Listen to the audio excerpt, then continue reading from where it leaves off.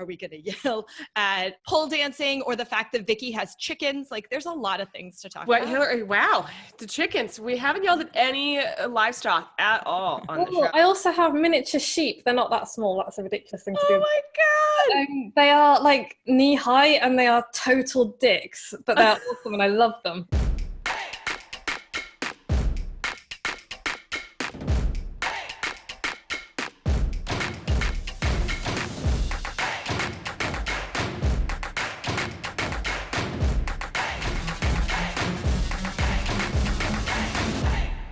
Welcome back, marketing nerds of the world. It's time for another episode of HAMYAW, and today we are filming another episode of HAMYAW and Friends. For this episode of HAMYAW and Friends, we are welcoming to the show the amazing, the legendary Vicky Fraser, who is the founder of Moxie Books. She is the author of How the Hell Do You Write a Book? She is the host of the 1000 Authors podcast with her fantastic husband, and she's here to basically kick people's butts until they write a book. Vicky, welcome to the show. Thank you so much for joining us. Wow, thank you. That was a hell of an introduction. I'm going to try and live up to it. That's what I'm always here for. Great to have you. And we're so excited that you are here. One thing I want to open with, and this was hot on my mind, and I know Margot's mind, and the minds of so many people in the industry, is kind of this issue of the commodification of book writing. Because books are tools to build your platform, get seen as an expert, And so it's kind of turned off this pet industry where it's like book in a box, book in a weekend. So ladies, tell me how you really feel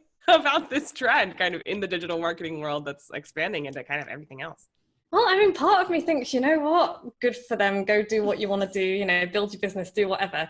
And the other part of me... this is a yelling show. Wait, what's out? And the other part of me thinks, God damn it, books are the repository of human wisdom and knowledge. And I just think they should be treated with a little bit more damn respect than that, you know? There's enough crap in the online world. Let's not put any more in that. I'm not saying that all of the books that are produced in a weekend or whatever are crap. Some of them, I'm sure, are great. And I've read one or two of them that are pretty good, but I just don't think it's generally possible for most mortals to produce a really great book in a weekend, you know? Or mortals, that's your thing. We're not mortals, we're special.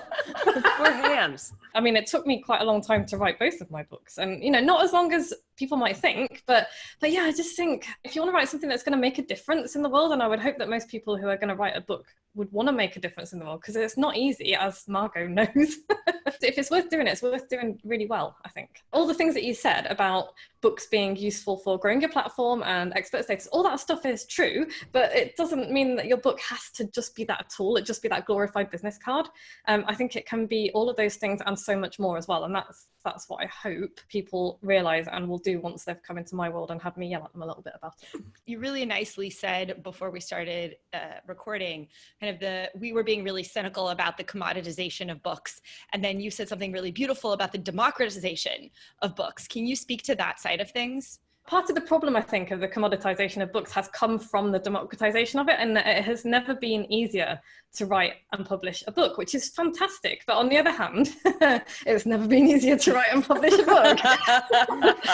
Which means that once you take the gatekeepers away, in many ways that's really great, because it means that, you know, people like us can publish a book without having to go through all of the agent stuff and, you know, oh my God, am I good enough, and being rejected and all that kind of thing. But it does mean that anybody can just fling a book out there. You know, if you go and download some random Kindle books, then some of them are frankly awful, and you know, they've never even been near a proofreader, let alone an editor, and you know, they're riddled with typos. I've tried to read books that are basically unreadable because of that. It's not just the kind of spelling and grammar type thing which makes it difficult, it's just the content of it as well. You know, you can empty your brain onto a page and then you can just publish it, and you know, that whilst that is in some ways awesome, it's also fairly horrific. So yeah, the democratization of books has been great because it's taken away the gatekeepers, but it has meant that, you know, with content marketing, there's a deluge of crap out there. I think that's happening with the book world as well now, and it just makes me sad.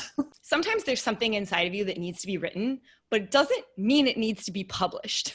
And yeah. I think that we do a really bad job of distinguishing between the two for ourselves. It's muddy ground because as people in the business of content, whether that content lives online or lives in books as part of the knowledge economy and the information economy, like the work is personal. So you use story and you infuse your personality into your brand, but some of those things aren't relevant to your brand, or they're sloppy first pieces. And we're not always introduced to how you produce work as a professional. We did an episode on turning pro. And I think that is one of the things that frustrates me the most, I think, about the content world, is that it basically said anyone can be a professional writer. And I would really distinguish the difference between a writer and an author, because I think an author is basically anyone who's published. So a lot of people can call themselves authors. It's a wonderful title. It's a beautiful title. But a lot of authors use ghostwriters. Like, they're not actually writers. I think a writer is someone who feels something in their heart that they have to say, that might be writing poetry that has nothing to do with their business. It might just be something that they want to be out in the world, that they're doing beautifully, or that they're doing deliberately, like me and Hillary. When you are a writer who is taking your own work seriously, which I think, and I would encourage our viewers to consider, if you are in the content space or the book space, you are a professional writer. Like, this is part of what you do, even if you don't identify that way. And so it behooves you to take it seriously. And part of take it seriously is you don't do fuck it, ship it. That's not a thing that we do. You can do that a little on Twitter, but for the most part, fuck it, ship it is into your Evernote, and then do 16 more drafts before you get to the one that is actually seen by the people. Now, there's different channels and different outlets for this, but I think it's really important, because one thing that we are not, and that we shouldn't be, and this is my frustration with the commoditization of books, it's not just that I'm self-righteous about books, but I am. It's also that we've used it as an excuse to be sloppy. And that's where I don't think it's okay. One of my very best friends, she's much more of a speaker than a writer, and she's using a ghostwriter for her book. There is no shame in that. She has great ideas. They're being captured by someone who is really, really helping her distill them, developmentally edit them, getting them clear. She's treating it like a pro. Like, she's taking it seriously. She's not just being like, here's some verbal vomit, just stick it out. And I think that that is the difference. I'm going to go back to one of the things you said about calling yourself a writer and treating yourself a writer, is a lot of people don't have the confidence to do that. And that is one of the things that I think that a book can do for you. And that's one of the reasons I think that, self-publishing is wonderful, and that, traditional publishing is wonderful as well. But if you can say, I'm going to write a book and I don't have to worry about the gatekeepers, and I don't have to worry about traditional publishing, and I can publish it myself, then that enables you to then treat yourself like that pro. Because it's like, I'm not going to put out something that's just a bag of crap. You almost can't. If you love books as much as I do, and as much as you guys obviously do, when you start treating, you think, oh, I'm going to publish this myself, but I'm going to make it proper, I'm going to make it, a wonderful thing, then that allows you to then treat yourself like a professional. And honestly, the confidence boost that I've seen my clients get from writing a book has been astonishing. And you can see them kind of grow a couple of inches taller. And that's all tied into that professionalism, and that, I'm going to take it seriously, I'm going to do it properly, and I'm going to, not just vomit onto the page and then think, oh, I've got a book, I can use it as a business card. Yeah. The devaluing comes with the book business card thing. It's like, this is how you build your platform. This is how you get asked to speak. And the faster you do it, the faster you're going to see those results. And I think when it comes to those like book in a box type of offers, what do you feel is the biggest kind of piece missing from them aside from time? Depth, I think. Not to say that there can't be any depth to them, but it's like, it's the end goal, I think, is what's missing. Yeah. It's like, do you want to put something out into the world that is going to last, that's going to be your legacy, that's really going to make a big difference? Or do you just want it to be the next tick box marketing tool? And you know what, if you want it to be the next tick box marketing tool, good for you, go do that over there, far away from me. If you want it to be something that is going to really make a difference to you and to the people who read it. And that's the other thing as well. Like, I've heard people say, oh, nobody's going to read your book. And I'm like, but that's really sad. Yeah. even if you've not spent that much time on it, it's still damn hard work, and you would think you would want people to read the thing that you have created. And so that whole idea of nobody's going to read it just makes me feel sad. It's like, how about if instead we write something that we want people to read, and not just read but love, and not just love but find really valuable and useful? There's nothing like the feeling when somebody is like, oh, I've read your book and I did this and it changed my life, and then you're like, waterworks. I think that's what's missing. Did that answer that question? Yeah, and it's sort of an oversimplification of the whole process, because if you can write a book in a weekend, then I think maybe it causes like the industry as a whole to almost devalue books. It's like, the announcement it holds maybe less and less weight ultimately, because people are like, well, anybody can write a book right now. And another thing, the whole write a book in a weekend thing or a week is just a lie, because that's like what they mean is I got my shitty first draft done in a weekend, which is, you know, entirely possible. And then they don't tell you about the weeks of editing that often come later, or the fact that you're going to send it to your editor or send it to your ghostwriter, or, you know, do all of the other things that go along with it. It's like, oh yeah, come and write your book in a week. And it's like, nah, that's not really what happens though, is it? It's a big fat lie. When your clients come to you, they're looking to sort of make a deeply resonant book. Do they still have that mentality of like, check off the box? What tends to kind of be the exception there? By the time they come to me, they really want to do something that's going to make a big difference to their business, that is going to help them grow their business, because ultimately that's what they want to do, and that's fine. But they also really want to create something that they can be proud of, you know, that they can say, I made this. This is a thing that I made and I'm really proud of it. And people, you know, people are going to be able to use it and find it valuable. It's like, A, I want to do this, and B, how the hell do I get started? And that's, you know, quite often people say to me, how the hell do you write a book? Bird by bird. Yeah, bird by bird. Yeah. Great book. I give that to everyone. No, I feel like the deeper I go in, and this is kind of how Vicky and I became friends, is she checked on my book and I was like, I'm not doing anything right. I feel like I know less now.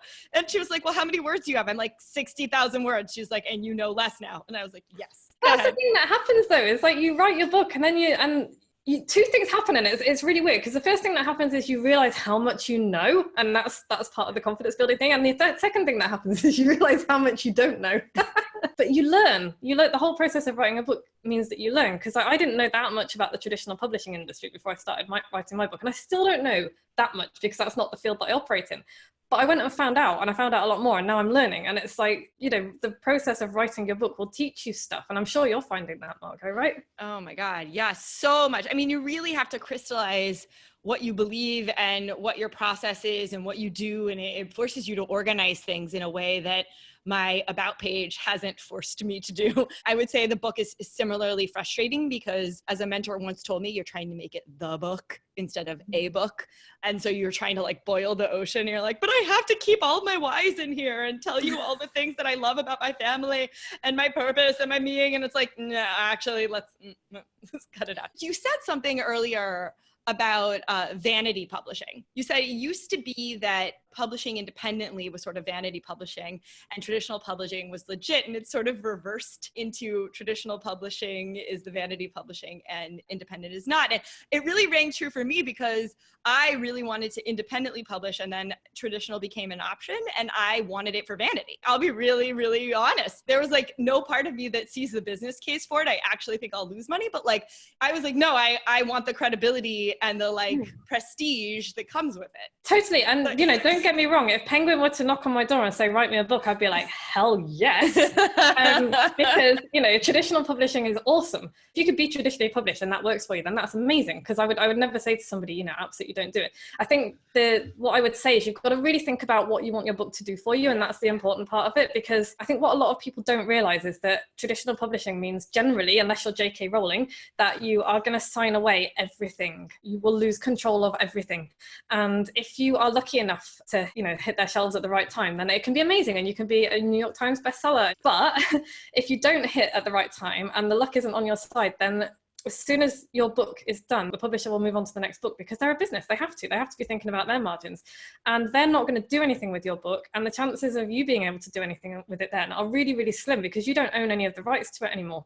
That's a really important thing to consider. Because like recently, Ash Ambige has just published a book, and it's really cool. You know, I think that's amazing. And she's coming on my podcast, which is really exciting. Awesome. And that's amazing. And she's got this massive platform. So that's going to work really well for her. You know, I know it is, because she's got this big marketing machine behind her, and she's got her own marketing thing as well.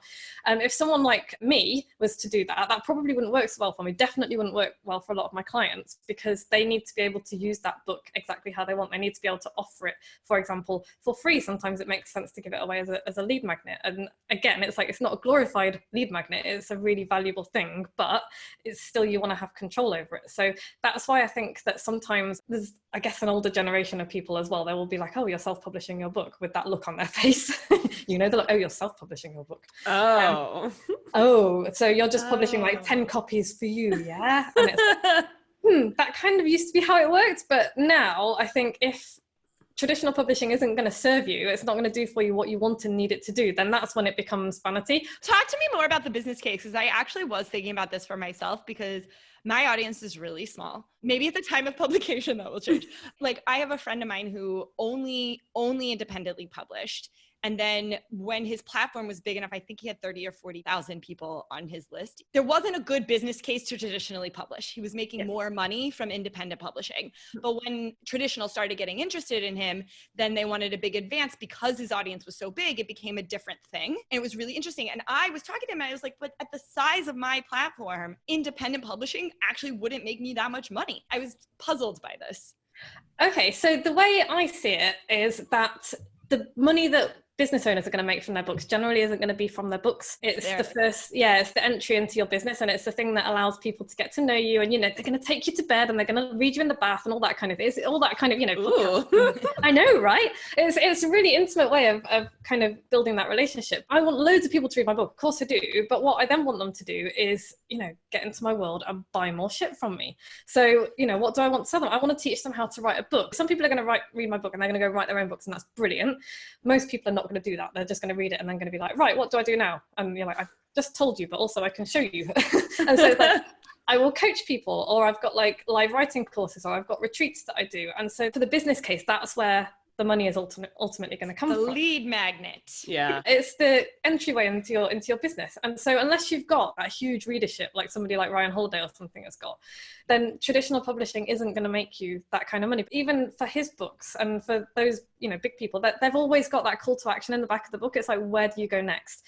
You read a wonderful book. What's the first thing you want to do? You want to find out more about the person who wrote it, right? You want more of their stuff. You want to go and read their blogs. You want to sign up for their emails and all the rest of it. So that's, for me, is where the business case is for self-publishing, is that unless you've got that huge platform, you're not going to make the money from the books themselves, and that's not really the point.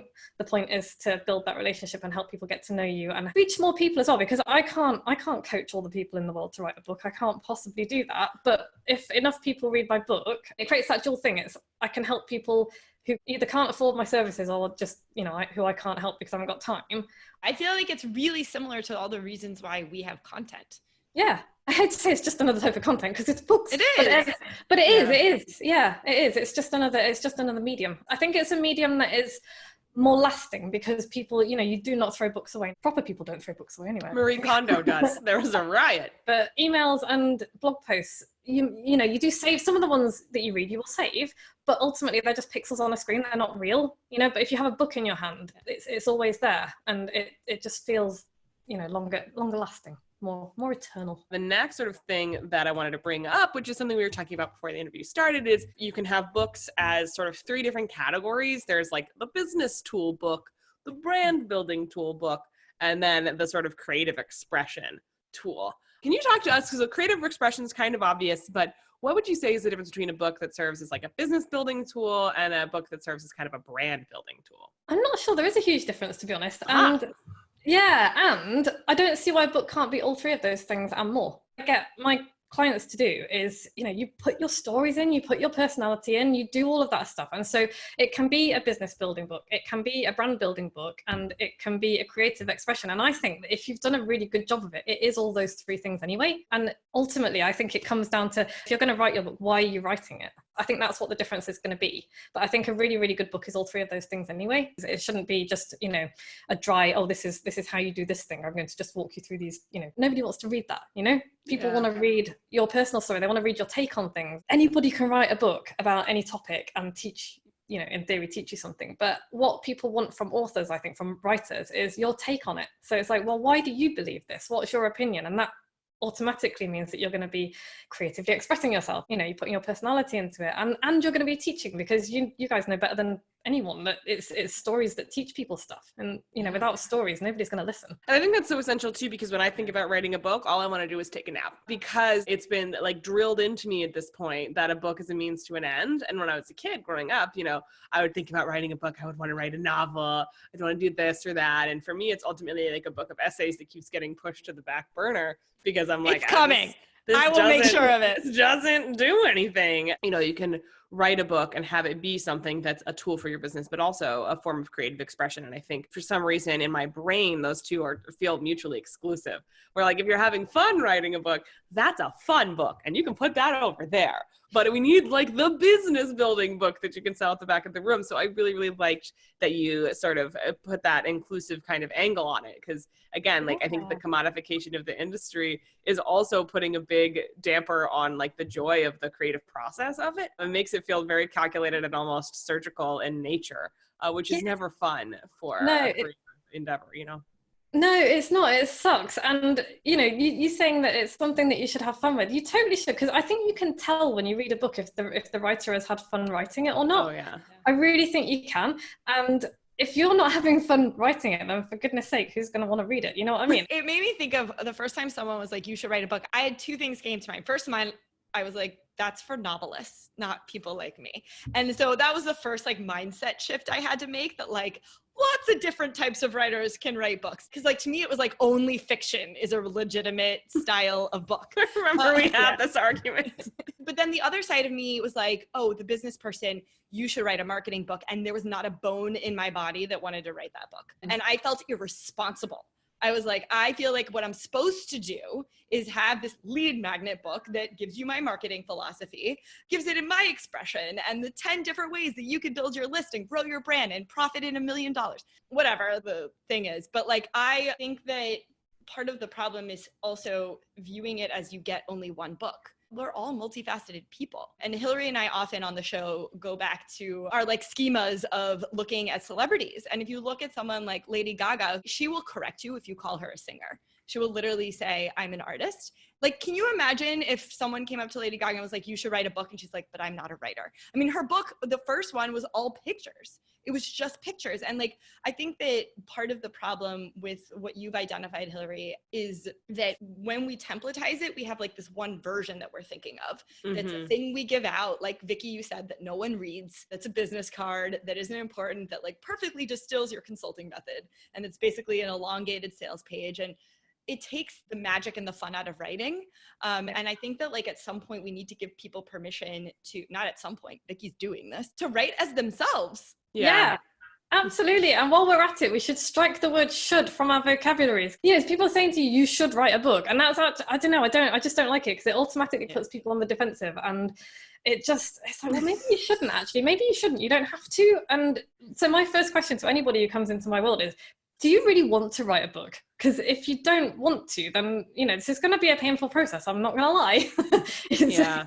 Why would you put yourself through it? And it goes back to the whole, is it going to be fun? You know, who shouldn't write a book? Well, do you want to? And if you do want to, if you really want to, if you've got something inside you that needs to come out and go into a book, then it will find its way out at some point. So let's do it properly. One question I wanted to ask you, so I'm going to try not to use the word should in this sentence, but who is a good candidate to write a book and who is not in the online business world? Like what kind of businesses would really benefit from a book, or individuals versus who are people who can kind of be like, meh, move on? Because I think for me, what feels like it's missing is that a book isn't really necessary. I felt like I kind of already wrote one about copywriting with my course, which was a monster of a project. But when I think about kind of who not should and should not write a book, who kind of falls into those categories? Who would get the most use out of it?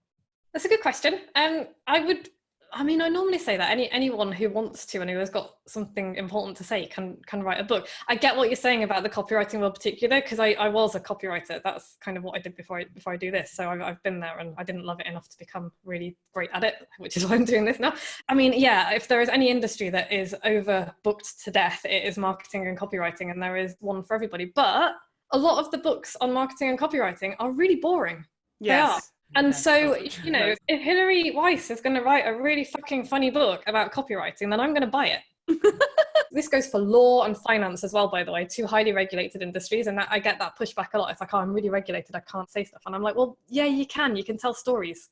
If you're in an industry that's traditionally a bit stuffy or a bit boring or takes itself really seriously, like marketing and copywriting, and you're a fresh voice, then God, use your voice, write a book that's really funny. This is the thing that I always say to people is, okay, yeah, there might be 100 other books on your subject, but none of them are by you. you know? Yeah. And it's like, you talk about your lists of people who are on your list. I haven't got that big a list, but all the people on that list, you know, they could go listen to anybody, but they want to listen to my stories about my ridiculous tiny sheep and falling over on my face. You know what I mean? That kind of thing. And does that count?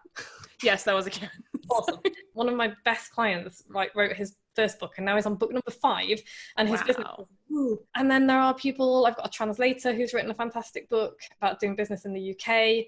And so yeah, you can write a book on anything, and it's people are like, oh, there's only so much I can say about like plumbing. And it's like, well, no, not really. It's the people behind the thing that is really, really interesting, not the thing itself. Can we sit on that for a second? Because I will use Hillary here as an example. Yay! But like, if you guys weren't paying attention, in 2019, Hillary wrote some amazing Game of Thrones recaps on Medium. And some of them went viral. Some of them were just freaking hilarious and got a bit of a following, but they had nothing to do with copywriting, right? Nothing to do with marketing, except that they did. You see how someone can persuasively write. You get challenged in your conventional viewpoints. You get stories. You get someone in your head saying what you're also thinking. I mean, like literally every quality that makes Hillary a great writer, author, speaker, and creative director is like inside of the stories she tells and the way she tells them. And so part of the thing I want people to take away from what Vicky just said is that it doesn't have to link A to B in that linear fashion that you think. Like, it doesn't have to be, okay, Hillary writes a book on copywriting. Like, Hillary can display why she's so great at positioning by telling you stories about things that seem completely irrelevant, because they're not irrelevant. And part of what you become obsessed with is her perspective and that person. And what Vicky was saying earlier about, like, people are fascinated with the writer. When they've really written something great, you just want to consume all of it. My Game of Thrones, where recaps were a marketing tool. Who knew? All that wasting time on a Monday morning. But no, I love that perspective. And I think it's so important because, again, like we talk so much on the show about taking yourself seriously as a creative, and instead of asking the, why me existential crisis, sort of asking why not. And I think that's a really powerful tool for people. And I love, Vicky, that you have come to the table with that for your authors by basically like taking all the perceived limits of the approach. Like, I have to focus on this. I can't say this. I'm highly regulated, and are kind of opening up people to the creative and joyful experience of writing books. I think that's fucking huge. So thank you for the work that you do. That's awesome. Thank you. So in terms of who should or should not write a book, everybody should write a book, and everybody could write a book. If they want. With the caveat that, as long as you know enough about your subject to talk about it, because it's another problem with the commoditization of books is, people are like, oh, I've literally just started out in my industry, literally don't know anything. What should I do? I should write a book. No, I think you have to earn a book. You have to earn a book by, actually doing your thing for a little while. Yeah, and so that's true. not to say that you can't write a book if you're still in the early stages, because write about that. I did that. My first book was, I hadn't been in business very long, and I was like, what do I wish I'd known? When right at the beginning, oh, this is what I wish I'd known. So I just wrote that. And it's not a great book, but I'm still proud of it because it's my first book. I think one of my first mentors said, if you can talk confidently about a subject for at least an hour, you can write a book about it. And I think that's true. Talk passionately about it as well. Because you need to give a shit about what you're doing. I hope most people would do that. So yeah, everybody can write a book. Maybe not everybody should, and I think you need to earn it. Yeah, in terms of like having a perspective and that. something to talk about. Yeah, absolutely. We are so close to time, so I actually want to ask one question that I think I ask all of our guests. Hopefully I asked Janae this too, but if you could strike one thing from the book writing industry, if there was one thing that you were like, I hope I never see this again, if it was gone yesterday, it would be far too late. What is something that you kind of wish you could wash away from the book industry right now? Fear masquerading as professionalism. Because people who are really afraid of what other people think of them, which is everybody really, who end up like just covering that fear with this pompous language that is not them. And you can tell when somebody is uncomfortable with what they're saying. Okay, so here's my analogy. It's like, when you see a woman wearing like an amazing dress and it may be like super short or it may be super tight.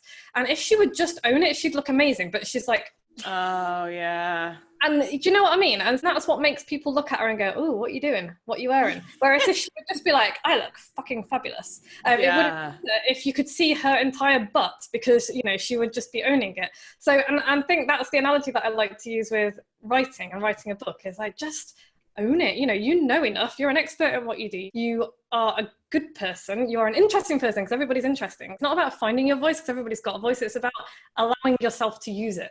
And not letting everybody else and you're in a dickhead, say, no, you need to be smaller. You need to be smaller. Yes.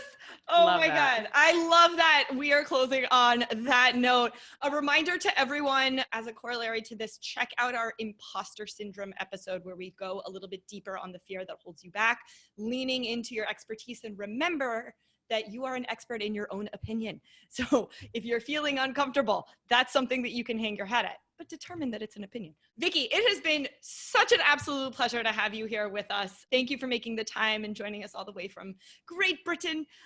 And tell us where people can find you online. Oh gosh, so if you want to see me falling occasionally on my face and getting stuck to trapezes, then you can follow me on Instagram at treefrogtoe, all one word. Tree Frog Toe.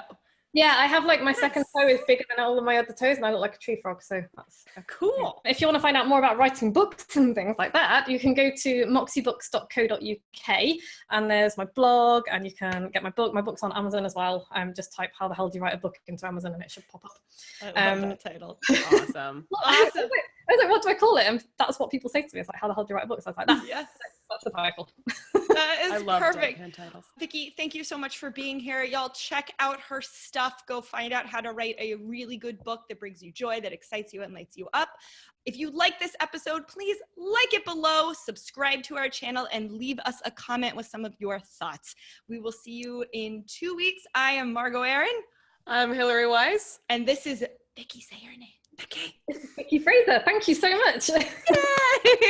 Thank you guys so much for joining us. We'll see you in 2 weeks. Bye.